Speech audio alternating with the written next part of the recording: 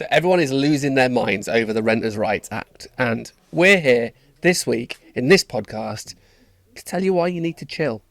And so with us, we've got the brand manager of Source Living, which is a nationwide collection of letting agents, Sarah Byrne. Welcome. Hello. Thank you for having me. Welcome to the podcast. Thank you. This is not your first time on a podcast, is it? No, it's not. It's my first time talking about this topic, but no, it's definitely not my first podcast. So, expecting big things from you, Sarah. No pressure then. So first of all, tell us a little bit about why we're talking to you about the Renters' Rights Act. Okay, well, it's big news at the moment for anyone in lettings. And at Source Living, we're kind of looking at changing the face of lettings. At the moment, it can feel a little bit like it's all a bit transactionary.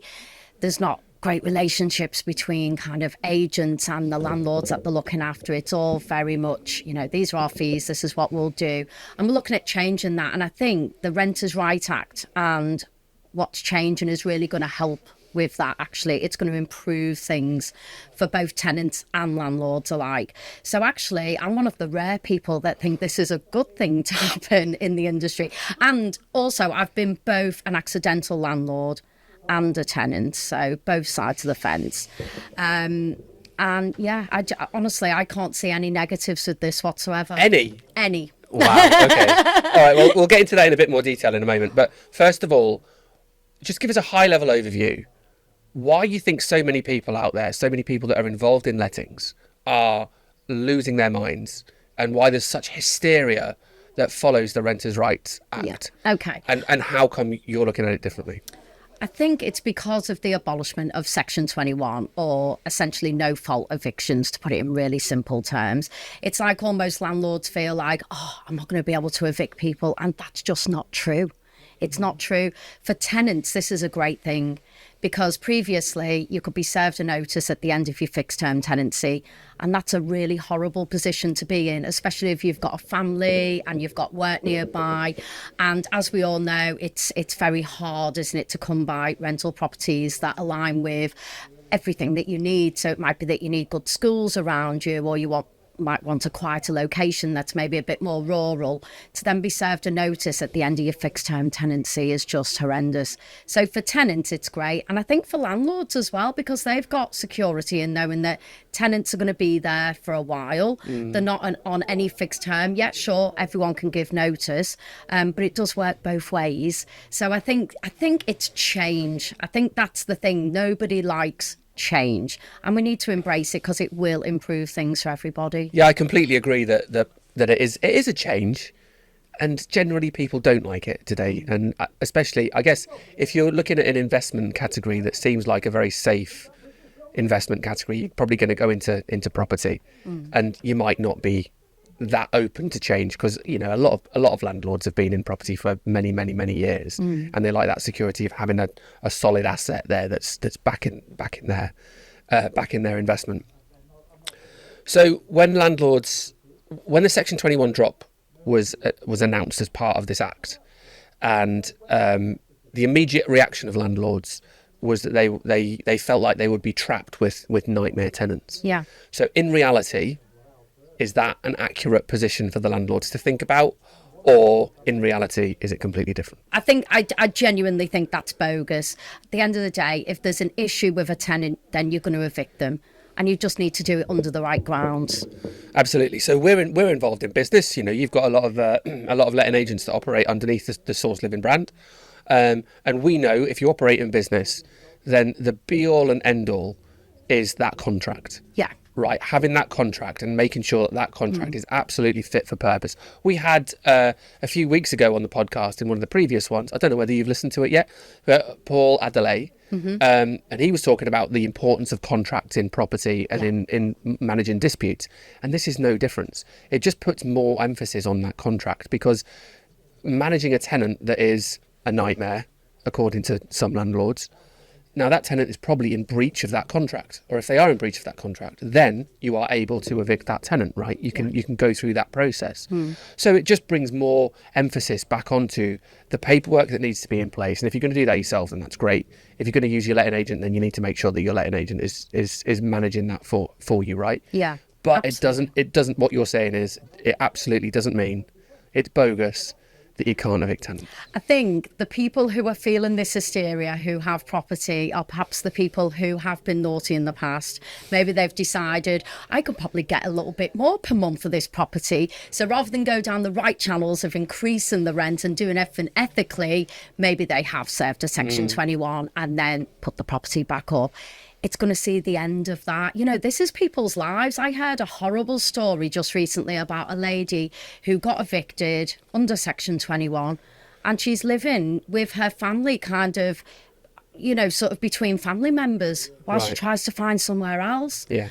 And that is heartbreaking. And some people rent because they choose to rent, that, you know, they don't necessarily want to be tied to a mortgage and things like that. And I think this potentially might see more people renting because you've got that security.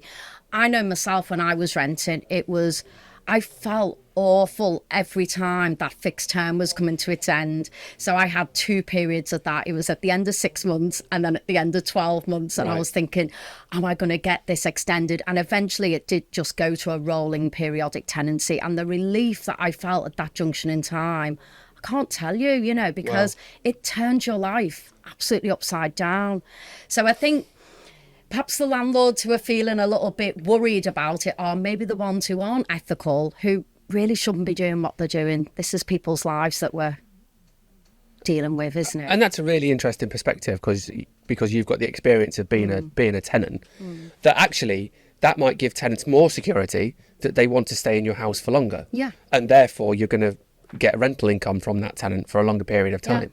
I think the way that I look at all of that stuff is, in fact, we're going to break down some parts of the Renters' Rights Act, and we're going to talk about them.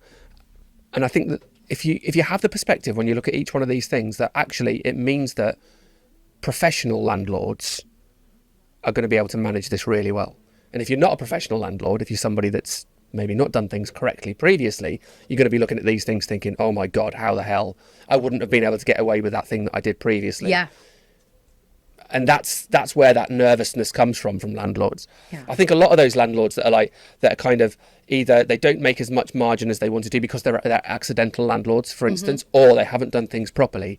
That's where the problem's going to come in. Yeah. But for people who are professional, who can look through these things and say, I can plan for that, I can plan for that, I can plan for that, and actually it's a benefit because I think that the tenants are going to stay longer. Yeah, They're going to be 100%. looking, and they're going to be fine with it, right? Yeah, and I think, you know, when a tenant doesn't feel like they're on a fixed term sort of tenancy agreement, they're more inclined to do things to make it more their own. Yeah. So of course you can ask permission, can't you, to put, you know, different carpeting and things like that, and to improve the property.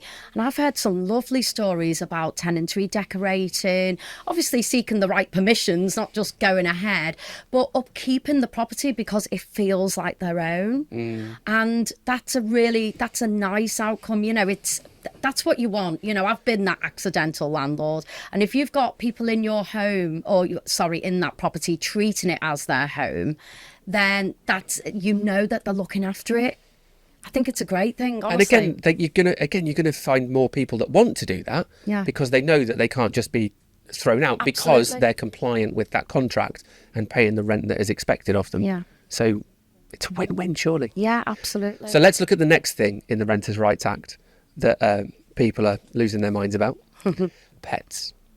So the panic from landlords is that every property will be destroyed by animals. Oh, come on. But in reality, what's the actual situation? In reality, if there's any anything in the head lease that says that you can't have pets, then it can be refused. But I think the thing is here that every landlord has to look at pet requests reasonably. If you've got a family home, you know, 3 bed with big gardens, is it unreasonable to say, can I bring my dog? No, it's not, or my cat. Because it's a family home. Is it unreasonable to bring children in? I can remember back in 2001, the house I rented was a big 3-bed family home, you know, really spacious, big gardens. Yeah. No kids, no pets. Ridiculous. I mean, what's that all about? You know, it's meant to be a family home. And I just think pets are part of the family, you know. I just think, again, it's a real shame. And previously that would have saw many people not able to rent a property. And I just think now, again, we've just got to be sensible. And again, landlords who are in this seriously, treating it as a business, not perhaps just a temporary solution to them moving out of the family home and going off travelling or something. They might be a bit more precious about it. Where it's actually run as a business, what is the issue? Unless you're bringing lions in or, elephants or something like that, Well, actually, Plus the fact, I also think there was probably an element before of ask permission. What's the saying where you kind of almost don't ask for the permission? There would have been a lot of that going on before. And I think now that this has been passed, people will be more upfront knowing that you can't refuse pets without good reason. always ask for forgiveness. Never That's ask for it. permission. That's the saying. Yeah. Rather than asking for permission, ask for forgiveness. It's going to see an end to that, because you're just going to get people being upfront and saying, look, I'd like a pet, that there's no trouble with it. If they damage the place, I'll fix it. Yeah. Of course, everyone's got to be reasonable about it. And that's the point, isn't it? You still have an inventory when you go into the property. You still have an inventory done when you come out of the property. Absolutely. And the difference, take off the reasonable wear and tear, Yeah. is what you need to sort out, right? That's So it. yeah, that pet might cause more damage, but that's then the tenant's responsibility to sort it out. And you've hit the nail on the head there. A lot of landlords don't want to pay for a proper inventory, which is crazy. For what it costs, it just means that you've got an impartial, level playing field from the get-go. Everyone knows what condition that property was in on moving in day. As you say, there are very strict parameters around fair wear and tear. So why wouldn't you have one?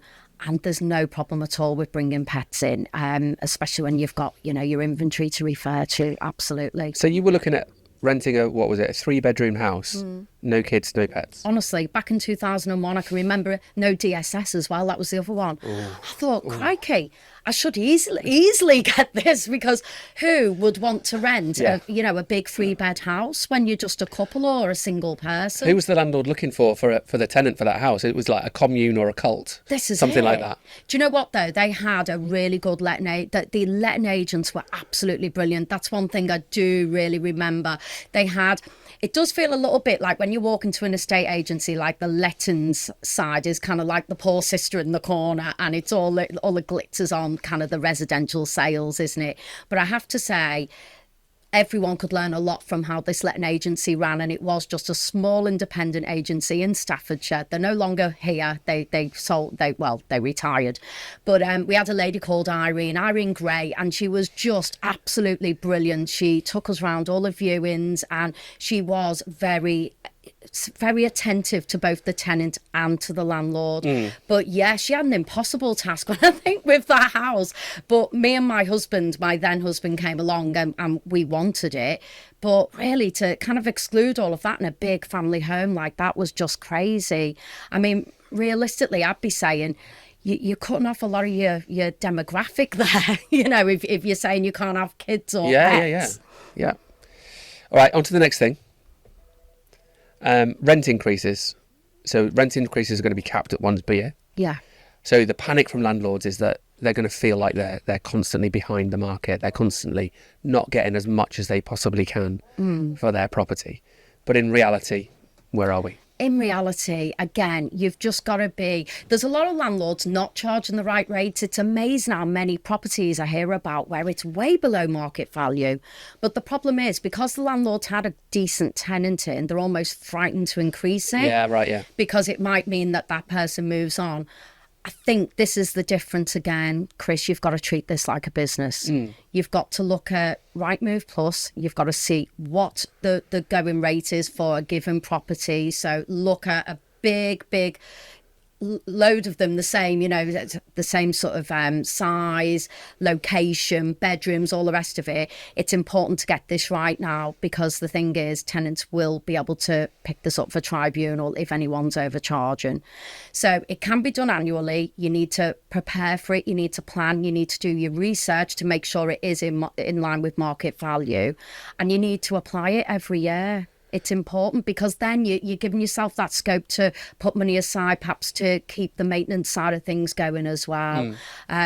everyone has to pay an increase. If you're paying a mortgage rates fluctuate.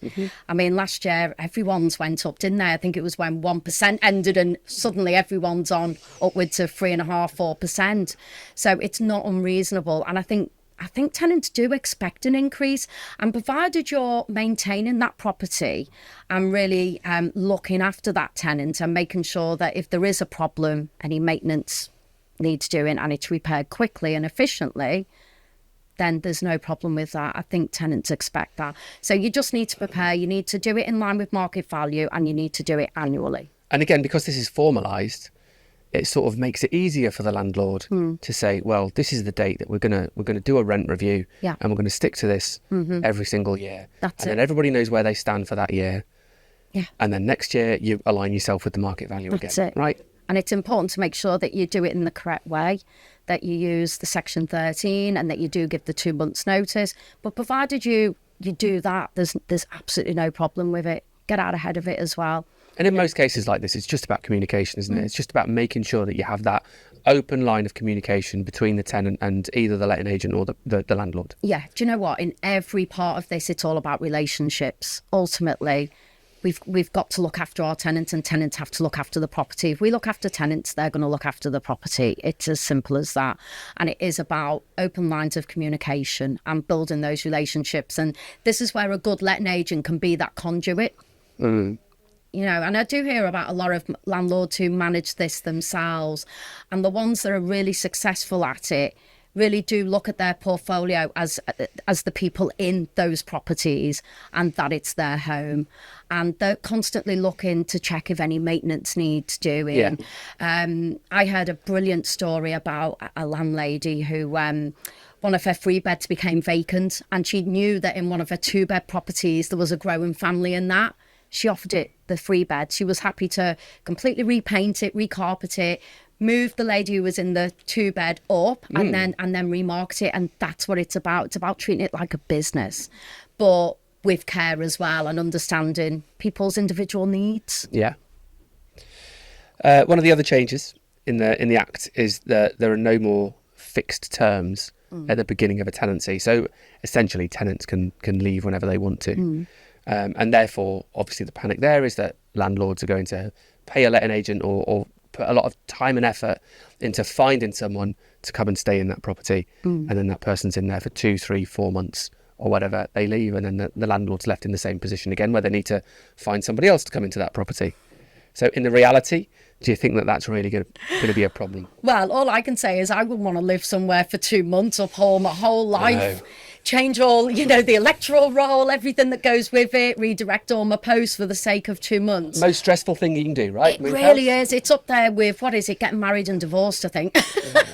In my view, it's just not going to happen. No one wants to live somewhere for 2 months and then move again. There's massive cost incurred in moving house. You've got removals, you've got all the upheaval of, changing posts, going on the electoral roll, and it is a hassle. It's up there. It's one of the most stressful things that you'll ever do. But what it does, of course, do is give tenants the opportunity to move on if there is an ongoing maintenance issue. Now, the Decent Home Standard will remove that, but of course that's being rolled out. So the best thing that you can do is make sure that you really engage with any potential tenants who are going into the property, understand what their needs are. And this is where a good letting agent can help, because they will ask those questions. Because it's important to marry the right property with the right tenant, but also the right landlord as well with the right tenant. So we can just make sure everything aligns. I just think, again, it's bogus. No one wants to live somewhere for 2 months and then move out. You just go to a serviced accommodation and then move on after 30 days, and then you're not going to move all your worldly goods in. That was a little bit of jargon. Explain what you mean by serviced accommodation. So serviced accommodation is essentially a short-term let. Like Airbnb Yeah, stuff, Airbnb. You see apartments on booking.com, that kind of thing. Yeah, sorry. Right. There's another change which we haven't written down on here, but it just came to my mind. When a Section 8 needs to be used because the landlord wants the property back, that's still a thing, right? Landlords can still decide to sell the property. They can still decide to refurbish the property, and for that the tenants are going to need to be out. So that is still a thing that landlords can do, right? That still hasn't changed. Absolutely. You've just got to make sure that when you serve that notice, and again, this is where using a good letting agent is going to be critical, that you serve the right notice, because there's 18 sections under Section 8, or 18 grounds, I should say. So it's just making sure that you use the right ground. Now, if you want possession back of that property because you want to move in, what landlords need to be aware of is that you can't remarket that property for at least 12 months. It will go on a register. So you can't just say, I'm moving back in, and then put it back up for, sort of rent. You can't do that. But you can sell it during that period, can't you? Yeah. For that 12-month period. But then the person buying it can't put it back up for rent until that 12-month period has been served. So what I would say is, as long as you serve the right Section 8, so it would have to be that you're selling the property, you would then have to put the property on the market. You've got to be, so I would say, if you're going to serve notice, make sure you do it compliantly, because if you don't, that's where it can come to bite you. So why do you think, I mean, there are a lot of changes, and a lot of people are averse to change because they see that as a risk. But why do you think there's been such hysteria? Why do you think there's been so many webinars and other I've seen other companies that have done lots of other education pieces about the Renters' Rights Act, and they really look at it in a very negative way, almost as if they're trying to encourage landlords to leave the market. Why do you think that is? I think because, like I said earlier, people don't like change, and I think there probably are a lot of rogue landlords out there who like that control, who like to be able to serve a Section 21 without regard. And that's awful. That's an awful thing. So I think that's why. And I think, unfortunately, when you get all this hype in the news, other people go into panic mode who don't need to go into panic mode because they're doing everything compliantly. I've spoken to lots of landlords, and the reality is those who are acting ethically and treating it as a business, they've got no worries. If anything, they see this as a positive, because they're thinking, well, all the people who perhaps aren't looking after tenants, they're going to exit. And so what happens to those landlords who are they're not professional long-term landlords? They might be going to Australia for a year, or they might be doing something with a short-term period of time. Is there still an option available to them? Absolutely. And it's like I said earlier, it's serviced accommodation, so it's short-term lets. And this is what letting agents need to almost warn landlords about. So I did a bit of mystery shopping a few months back. Oh, yeah. because this has been in the news for a long time. We all knew it was happening. And not one of those letting agents said to me, what is your long-term plan for this property? Where are you going? What are you doing? It was a case of, there's our fees. We can make sure that you're compliant, and, really professional in getting the compliance and everything set up. But not one of them mentioned to me that this Renters' Rights Act is happening. And if you want possession back of this property, then realistically, you might have to wait longer to gain possession of it. So this is what letting agents need to do now. They need to be speaking to landlords to understand what their plans are. Because if you were saying that to me, if I was in one of your properties, Chris, and you said to me, I need this back in 6 months, I'm absolutely not going to recommend that we do that as a traditional let. We need to do it as serviced accommodation. So why is serviced accommodation the solution? Well, explain that. Well, it means that no one's got a tenancy agreement for a start off, so there's no rights, because essentially when a tenant signs a tenancy agreement, you're handing over the rights to that home. And to gain the rights back, or possession of that property back, you have to go to court, essentially, unless things are resolved between you. So this is where service accommodation can be the answer. And also, you can get bigger yields on it. In reality, I mean, if you go on booking.com or Airbnb and you look at, I don't know, an apartment or, a cottage or whatever, you're looking at, for a weekend, maybe £600 upwards. Whereas for the whole month, you might get, I don't know, £1,500. So you're almost kind of, I don't know, quadrupling what you can earn. Yeah. We worked out, didn't we? We did an induction last week, and we worked out that it was 3 times the income. It could be more. Depends where it is. Yeah. It depends if it's right on an attraction somewhere.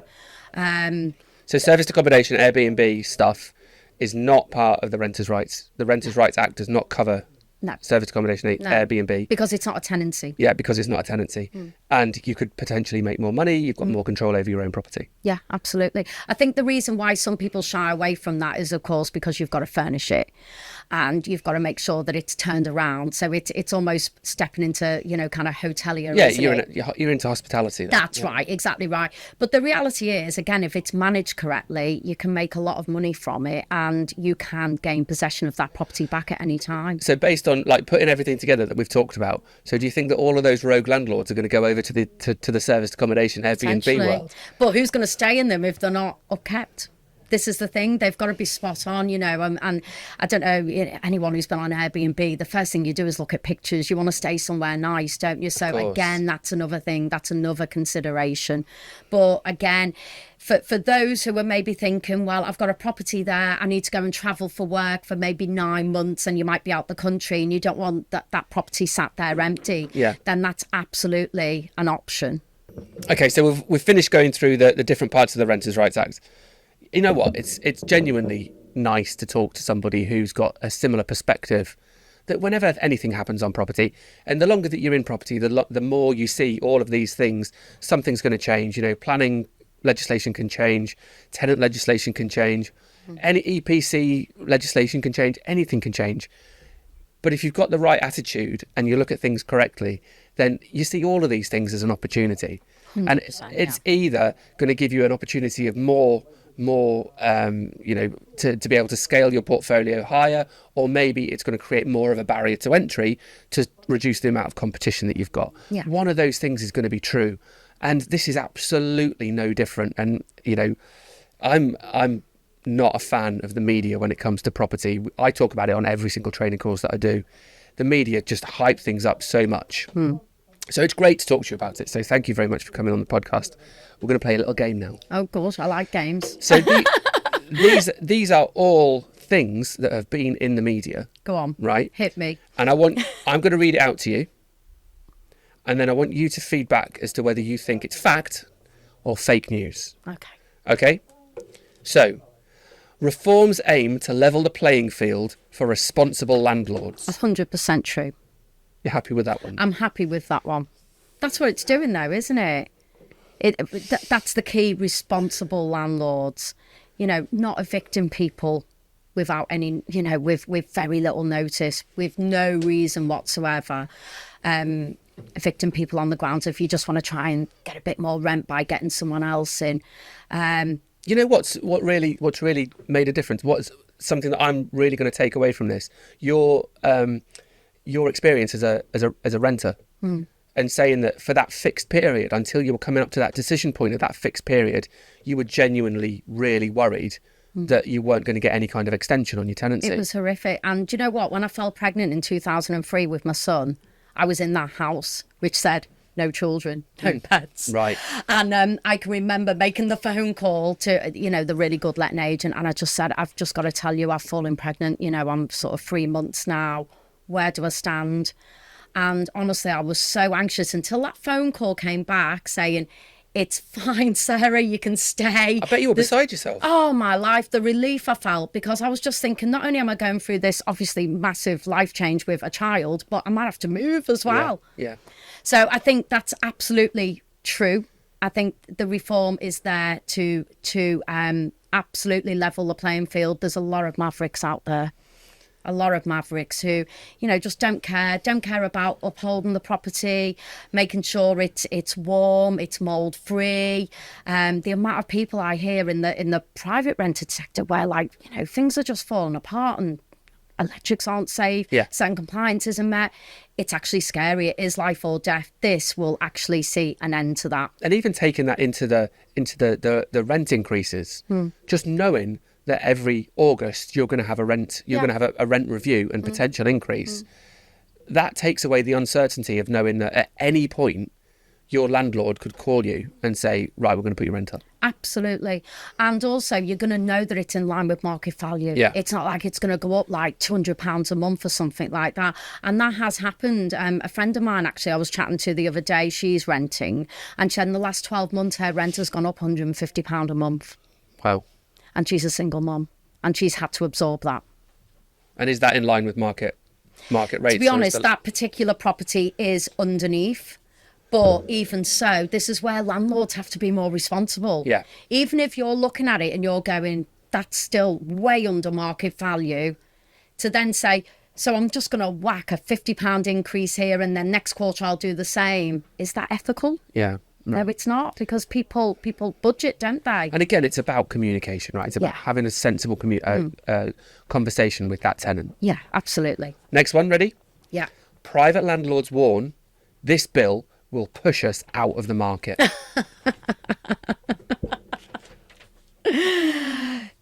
Potentially somebody who is letting out their family home because they are working on the other side of the country for business, then they are going to, realistically, they're going to have to rethink, because they can't just gain possession on that property back. So if they know that they want to go back in 6 months' time, then that will force them out potentially.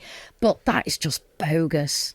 Absolutely bogus. Again, if you're a long-term professional landlord, what do you really have to fear?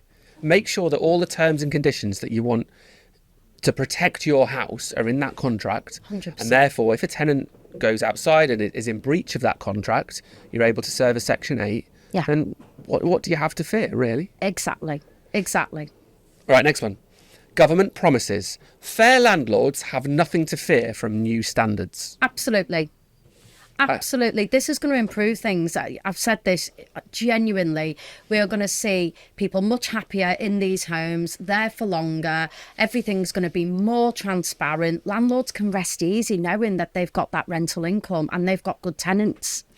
Do you think when this gets rolled out, when the Act gets rolled out, because it's been approved and now it's going to get rolled out over a period of time, do you think when any part of this gets rolled out that it's going to create rent increases straight away? Do you think it's going to have any impact on the market? I think most landlords who are sensible will get out ahead of it. They'll be looking now. Yeah. And looking to make those rent increases and sort everything out. And to do it in a fair way.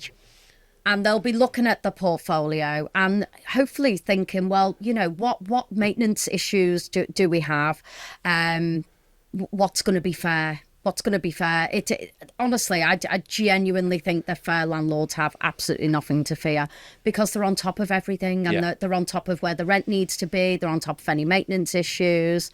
They know what their cash flow is. They know, if they've got a buy-to-let mortgage on it, they know what that expenditure is. They're running it as a business, and that's the difference. Next one. New renters' rights bill could strip landlords of control over their own properties. I think I know what you're going to say to that one. Not at all.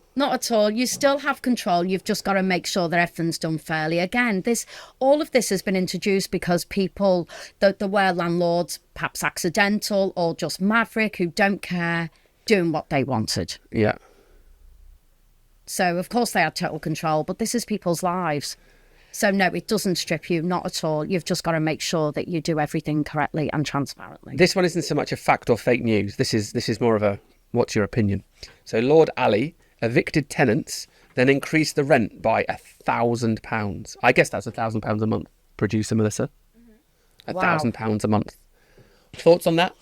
I think that's really bad. I think Lord Ali is actually one of the listeners to the podcast, so you can give him your feedback. Him or her. I just think that's just crazy. And what about the poor people who have, been in that property, contributed to that business, because that's what it is ultimately. Yeah. And then literally that for me is just tantamount to greed. Who could absorb that? If you're paying a mortgage, you couldn't pay an extra £1,000 a month.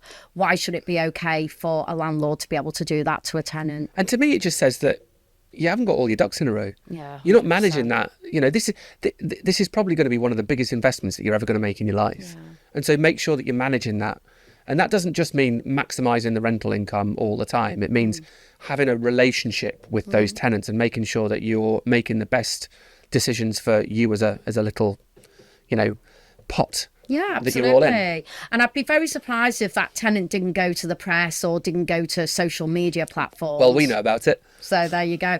I mean, there's absolutely no way I'm going to rent a property off someone who's going to do that. And there will be a landlord register, going forwards as well, where, if there is anything, sort of they've had any issues with cash flow or anything like that, then tenants can vet landlords as well. Yeah. So again, I just feel that's really unethical. And the right thing to do would have been to, if that's the kind of income that you need, maybe look at serviced accommodation rather than, just sort of increasing it by £1,000 a month. Crazy. Next one. Think tank says the Renters' Rights Act could backfire on tenants. De facto rent controls, fewer homes, more selective landlords. Do you think it's going to be an issue for tenants? No. No. Absolutely not. For tenants, they've got the comfort of knowing that the home has to meet certain criteria in terms of, warmth, mould, all the rest of it. They're not going to have unfair rent increases just imposed on them. They're going to have complete transparency over it, and that they're going to have longer notice periods as well, where an actual reason is given. So no, it's not going to backfire on tenants at all. I do think it's gonna maybe change things a little bit, especially for the shorter term, the tenants who want to be tenants for a shorter period of time, because they're waiting for a house to be built, or they're waiting because they're in a chain. And those tenants, those people who just want to rent for a short period of time, up to 6, 7, 8 months, they're probably going to have to move into serviced accommodation, into something like Airbnb. And again, even on Airbnb, you don't have to, whatever it says on Airbnb, £120 a night or whatever it is, that's not necessarily the actual cost, because you can contact that person and say, well, look, I actually want to rent this out for 28 days, and therefore can I rent it out for 28 days for this price? Yeah. Because there are going to be no void periods in that 28 days. So that person is still going to do quite well out of it. So you can still make those short-term deals, instead of just, a lot of people only look at Airbnb stuff for holidays or for up to a week, but actually it's there, and I think it's going to play a bigger role in short-term accommodation in the future because of this. Yeah. I mean, the thing is, with short-term accommodation, the maximum that someone can stay there is 30 days. So we just need to bear that in mind. Do you think that'll change then? Who knows? Who knows? It could do. But I just think, again, this is about having those honest conversations and communicating that. There will be landlords who are happy to, look, I need the place for 6 months. I'm waiting to move into a new build. Okay, fair enough. I don't see why a landlord would have a problem with that. Yeah, again, communication, right? Yeah, absolutely. Landlords in England face ban on outrageous upfront charges. So what is an outrageous upfront charge? What does that mean? So it's where you may be asking for 6 months up front, which is just crazy. Who can afford that? I think when I rented my second property, actually, that was asked for 3 months up front. I paid it. I wanted the property. I found the money. But it was a lot of money up front to have to find. Whereas now you can't do that. It's 5 weeks and that's it. And I think this was the thing as well, landlords kind of saying, well, I want all that money in the bank. It's a lot. It would mean that some people who might be great tenants just can't afford to move into that property. Next one. Eviction restrictions lead to surge in tenants gaming the system. Leads to what? Sorry. Eviction restrictions lead to surge in tenants gaming the system. So, tenants who are in a property and they're playing the eviction game because they know if they stop paying their rent, they're still going to have that property for X number of months, because a Section 21 can't be served, and a Section 21 is faster than a Section 8. And so they'll effectively live in that property for 5-6 months. They've got to be able to demonstrate good grounds for not paying rent. If there's a maintenance issue, they've got to be able to document it. So again, this is, inventories. Make sure you get everything down. Do you know what? I'm going to be realistic about this. You'll always get the odd rogue person. But on the whole, no, people don't want to move. They just want to enter into a contract whereby they're in their home, they're settled, and they stay there as long as they need to. I actually think that this comes back to the landlords, because the amount of times that I've seen a tenant move into a property and then that tenant become an issue, and then you find out when that tenant is already an issue that they were an issue for the previous landlord or the one before that, but nothing actually got done, again, because they might have been rogue landlords, or they might have just been, they didn't have their finger on the pulse. Whereas now, again, going back to professional landlords, if there's a professional landlord and one of their tenants becomes an issue, then it's the responsibility of that landlord to see that through the court system. Absolutely. And to make sure that that debt is written onto that tenant's credit file, so that when they come to have a credit reference check done for the next tenancy that they move into, they can see that there's maybe a CCJ or some other unpaid debt on there that falls back to the previous tenancy. And it's every landlord's responsibility to do that for the benefit of each other. That's it, 100%. And this is where, if you're not experienced, now is the time to get a letting agent to help you, because they will help you navigate all of that, all the credit referencing, all the questions that need to be asked, because you're absolutely right, that would show up on a record. And tenants know that. They know that. So unless there's good reason, they're not going to muddy waters, because where are they going to live? Yeah. If they're evicted, where are they going to go? Yeah. New bill targets bad actors, giving good landlords a more professional market. What's that? Sorry, New bill targets bad actors. So it's talking about tenants there. Oh, okay. So giving good landlords a more professional market. So good landlords, the landlords that still stay in the industry, are going to have a pick of a better selection of tenants. Yeah, I think so. But again, I think we've always had good tenants. I genuinely think we've had bad landlords. Yeah. And I think this is right. Let's just be really kind of like logical about this. Why would the government go to all the expense of putting something through Parliament and the House of Lords if it wasn't needed? Has anyone asked that in the news? No, probably not. Because that's not sexy and hype. Exactly. That doesn't exist. Exactly. So I agree. I used to, my standards when I was running my own letting agency all those years ago, I made sure that I had inventory signed. I made sure that I went through all the compliance steps that I needed to. And what I would find is that as soon as somebody saw all of the ticks and checks that I did to get them into the property, like doing the tenant reference check and talking to previous landlords, getting the inventory done and all of that kind of stuff, if anybody was making an application with me because at some point they were going to stop paying the rent and they were going to take the piss, they actually stopped halfway through my process, because they thought, you know what, this guy's got everything. He's on it. He's absolutely on it. And if I take the piss here, he's just going to be, I'm going to get sorted out. Yeah. I don't mean like sorted out. Send the boys down. I'm not doing that to anyone. But, they knew that I was absolutely on it. And so I'd have them out and they'd have to look for somewhere else to live very, very shortly. So again, it's the same kind of thing. Do you know what? It's so sad that in the private rented sector, before this act was passed, literally you could just put anything up for rent. Yeah. And if you think about it, if you buy a new build house, I've done that as well, you're shown around, you're encouraged to snag and do everything. And if you buy a house that's not new build, then of course you've got to have your surveys done and everything's got to be just right before you... How is this any different? Yeah, exactly. That's the way you've got to look at this. Yeah. Last one. Decent home standard helps raise property values and attract better tenants, says experts. 100%. So you mentioned the decent home standards before and you said that that's something that's going to be coming out in the future. So do you want to just give us a snapshot as to what that is? So the decent home standard currently exists in the social sector, and it just means that properties have to be at a certain level of repair, if you like, and comfort and everything. It has to be warm, mold free, all the rest of it, and well maintained. And it's exactly the same for the private rented sector. It doesn't exist at the moment, and that's changing, and it needs to change. It needs to. It's terrible what some conditions. I mean, I'm not talking even family homes. People rent flats and things where they're cold, grotty. You wouldn't want to move in. I mean, I've seen some photos. We did induction training last week, and there was some genuine photos up of properties to let with like toilets in kitchens and things like that. Wow. And who wants to live there? And also, renting is not cheap.